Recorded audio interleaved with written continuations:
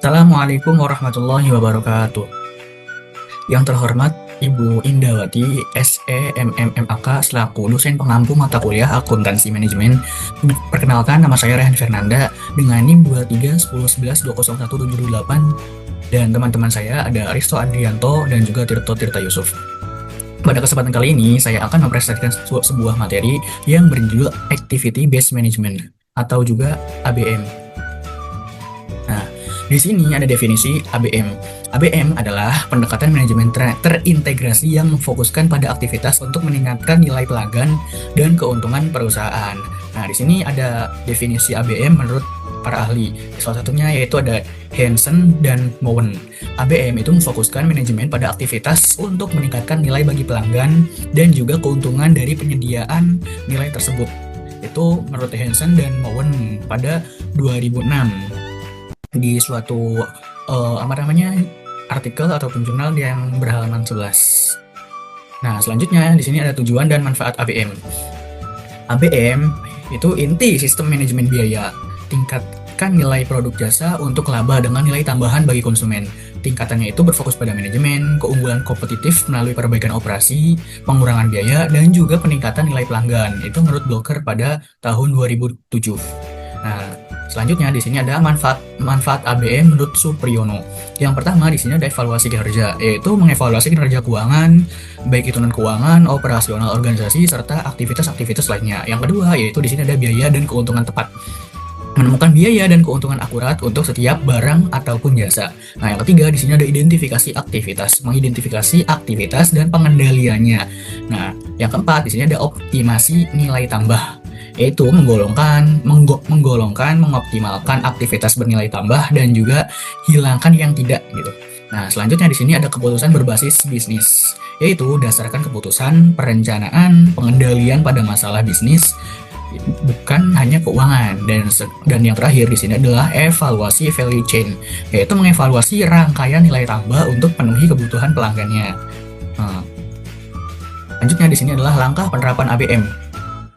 Langkah penerapan ABM di sini ada 9. Yang pertama yaitu identifikasi operasional, mengidentifikasi operasional bisnis. Yang kedua yaitu memisahkan aktivitas bernilai tambah dan tidak pada produk ataupun jasa.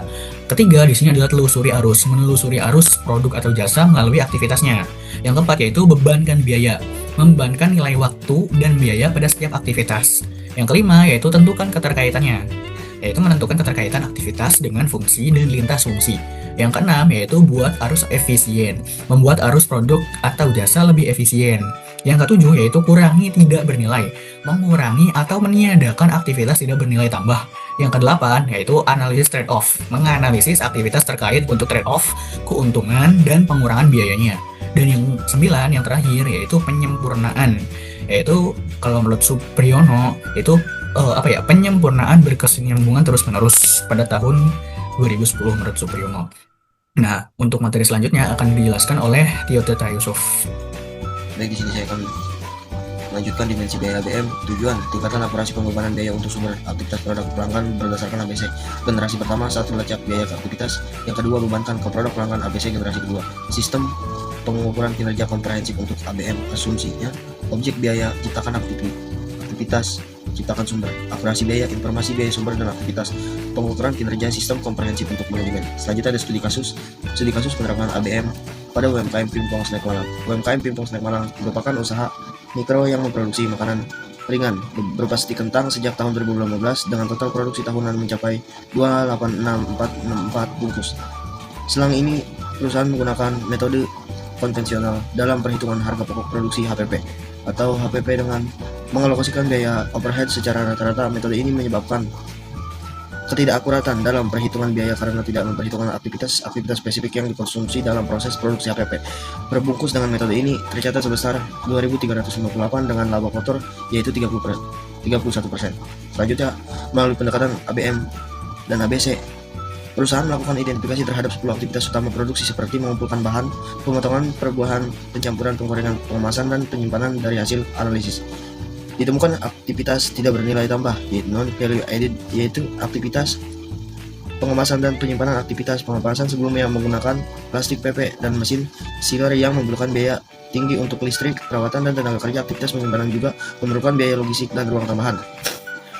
Melalui penerapan ABM Pingpong Snack melakukan optimalisasi dan pengurangan aktivitas non-value added, misalkan mengganti kemasan dengan plastik Ziploc untuk menekan biaya operasional dan mengurangi durasi penyimpanan dengan mempercepat distribusi produk. Hasilnya terjadi penghematan biaya produksi sebesar 172.760 24% tutup kurung dan HPP terbungkus turun menjadi Rp 2.000. Strategi ini tidak hanya meningkatkan efisiensi biaya tapi juga menjaga kualitas produk dan memperkuat daya saing UMKM di pasar. Studi ini menunjukkan bahwa ABM efektif sebagai alat manajemen biaya dan strategis peningkatan profitabilitas jangka panjang. Baik, selanjutnya ada soal apa yang dimaksud ABM. Yang kedua, sebutkan fungsi utama dari ABM dalam suatu organisasi. Yang ketiga, ada jelaskan peran masing-masing komponen tersebut dalam implementasi ABM. Yang keempat, gambarkan langkah-langkah yang diambil oleh perusahaan tersebut dalam penerapan ABM dan manfaat yang diperoleh. Yang kelima, sebutkan dimensi kinerja aktivitas dalam pengukuran kinerja dan keuangan. Baik, selanjutnya ada jawabannya.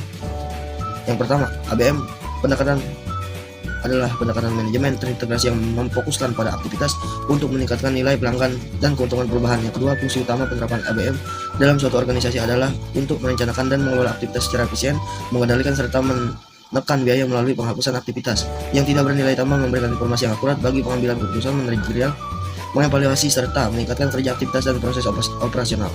Yang ketiga, dalam implementasi ABM terdapat tiga komponen utama, yaitu analisis aktivitas, analisis pemicu biaya, dan pengukuran kinerja. Analisis aktivitas berperan untuk mengidentifikasi aktivitas yang bernilai tambah dan yang tidak bernilai tambah. Analisis pemicu biaya digunakan untuk mengetahui faktor penyebab timbulnya biaya agar dapat dikendalikan secara efisien.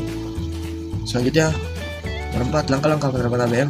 Identifikasi aktivitas utama perusahaan, klasifikasi aktivitas bernilai tambah dan tidak bernilai tambah, menentukan cost driver pemicu biaya, mengukur dan mengevaluasi kinerja aktivitas, melakukan perbaikan dan pengendalian aktivitas, pemantauan dan pengembangan berkelanjutan. Oke, baik.